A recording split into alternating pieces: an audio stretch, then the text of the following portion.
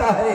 آج دنیا میں لوگ دعویٰ ضرور کر سکتا ہے, بہت ساری باتیں کر سکتا ہے, لیکن محبت رسول کے آئینے میں ڈوب کر جب تک عبادت نہیں کرے گا, عبادت قبول کے لیے محبت کے پیمانے میں کتاب لکھنے والوں نے لکھا, نبی کی یاد اگر نماز میں آ جائے تو نماز نہیں ہوگی. کیسے لکھ دیا؟ سنو, یہ شامیانہ لگا ہے, مرکری لگی ہے, مولانا جیلانی کو یہاں کے لوگوں نے ساری ذمہ داری دے دی, تو شورا کو دعوت دینی ہے, خطبہ کو دعوت دینی ہے, سارا کام یہ کر رہے ہیں. سب لوگ یہ کہتے ہیں مولانا جیلانی نے فلاں کو بلایا, فلاں کو بلایا, ہر مہم میں ان کو یاد کیا جا رہا ہے, نماز میں ہاتھ اٹھائی جا رہی ہے, اور یہاں نیت باندھا جا رہا ہے, سلام پڑھی جا رہی ہے, سورت فاتحہ پڑھا جا رہا ہے, سورت ملائی جا رہی ہے, رکوع میں جا رہے ہیں, سجدے میں جا رہے ہیں, اور تم کہتے ہو کہ نبی کی یاد آئے تو یہ نماز نہیں ہوگی. کیسے ہاتھ اٹھایا جائے گا؟ تو ہاتھ اٹھانے کا طریقہ کس نے بتایا؟ نبی نے بتایا. فاتحہ پڑھنے کا طریقہ کس نے بتایا؟ نبی نے بتایا. سورت ملانے کا طریقہ کس نے بتایا؟ نبی نے بتایا. معلوم ہوا نماز شروع ہو رہی ہے نبی کی یاد سے, ختم ہو گئی ہے نبی کی یاد سے. نعرہ تکبیر, نعرہ رسالت, فیضان پیر مجید, سرکار تاج العارفین, نعرہ تکبیر, نعرہ رسالت. نماز مکمل ہوتی ہے نبی کی یاد سے.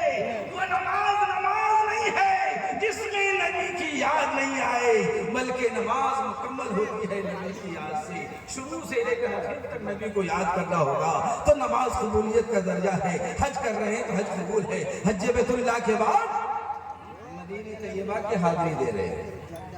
کیوں دے رہے ہیں؟ کچھ لوگ تو کہتے ہیں کہ مسجد کی نیت سے چلے جاؤ.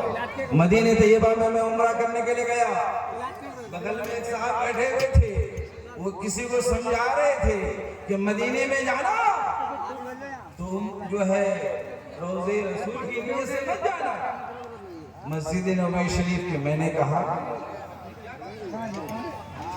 کہ مسجد شریف کی نیت سے کیوں؟ کہا کہ حدیث میں یہاں حرم شریف میں کتنا ثواب ملے گا؟ 1 لاکھ. مسجد نبوی میں 50,000. تو گھاٹے کا سودا کرنے کے لیے کہا کہ نہیں جائے. میں نے کہا کہ گھاٹے کا سودا کرنے کے لیے مدینے میں کیوں جائے گا؟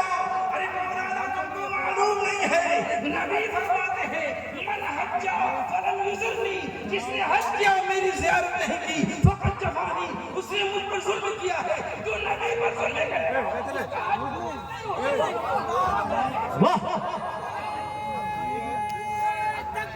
اللہ اکبر, یا رسول اللہ, زندہ باد, واہ, زندہ باد, زندہ باد, زندہ باد, اللہ اکبر, یا رسول اللہ. کہا کہ مولانا لوگ جا رہے ہیں یہاں مکہ المکرمہ میں زندگی گزارے, دیوانگی کے عالم میں طواف کعبہ کیا ہے, حجر اسود کو بوسہ دیا ہے, بابا کعبہ کو چوما ہے. نبی کی چوکھٹ میں اس لیے جا رہے ہیں کہ نبی کی بارگاہ میں جا کر کے کہیں گے کہ مکہ المکرمہ نے جتنی عبادتیں کی ہے, اے رب قدیم اس نبی کے صدقے طفیل میں قبول کر لے. بغیر نبی سے تمہاری عبادت قبول نہیں ہوگی. قرآن خود کہتا ہے تم پریشان ہو جاؤ تو نبی کی چوکھٹ, اور تم کہتے ہو کہ جانا نہیں ہے, کیوں گھاٹے کا سودا کرنے کے لیے جائے گا؟ ارے مکہ المکرمہ میں 1 نیکی کرو گے 1 لاکھ ثواب ملے گا, 1 گناہ کرو گے 1 لاکھ گناہ لکھا جائے گا.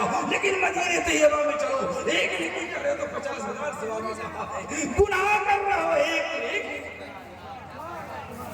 میدان میں ہو, ہر جگہ لکھ رہے ہو کہ نبی کو علم نہیں ہے. حبیب یمنی مکہ المکرمہ کی سرزمین میں آ رہا ہے, واقعہ لمبا ہے, مختصر میں ذہن لے رہے ہیں. مکہ المکرمہ میں آ کر نبی کی بارگاہ میں پہنچا اور فرمایا یا رسول اللہ.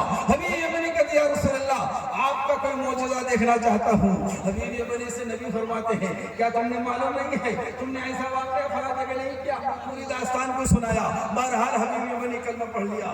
اپنے گھر سے جب چلا تھا تو اپنی ایک معذور بہن کو رکھ کر کے آیا تھا, جو ہاتھ نہیں ہے, پیر نہیں ہے, گونگی اپا حج ہے. نبی نے فرمایا